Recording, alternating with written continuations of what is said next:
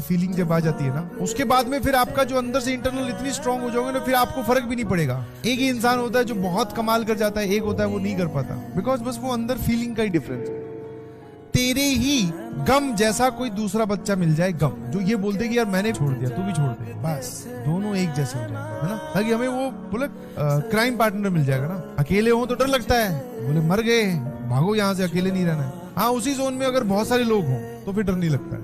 वैसे ही non selection का zone होता है जिसमें बहुत सारे लोग रह जाते हैं।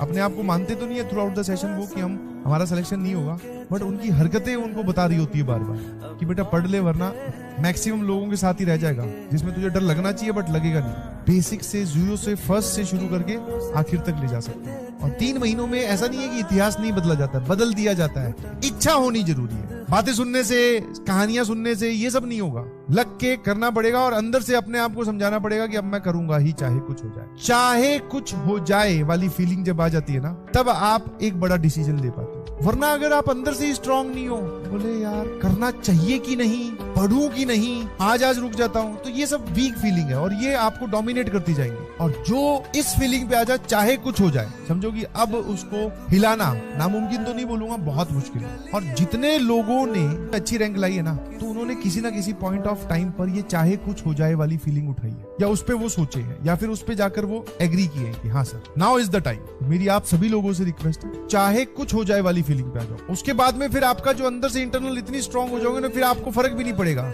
छोटे मोटे एरर तो तुम देख ही नहीं पाओगे, बिकॉज समझ में वो एक ही तुम ही तो हो। एक ही इंसान होता है जो बहुत कमाल कर जाता है, एक होता है वो नहीं कर पाता, बिकॉज बस वो अंदर फीलिंग का ही डिफरेंस है और कुछ नहीं। और जैसा कि मैं 50,000 बार पहले बोल चुका हूँ, वो सुनहरा दिन कभी नहीं आएगा।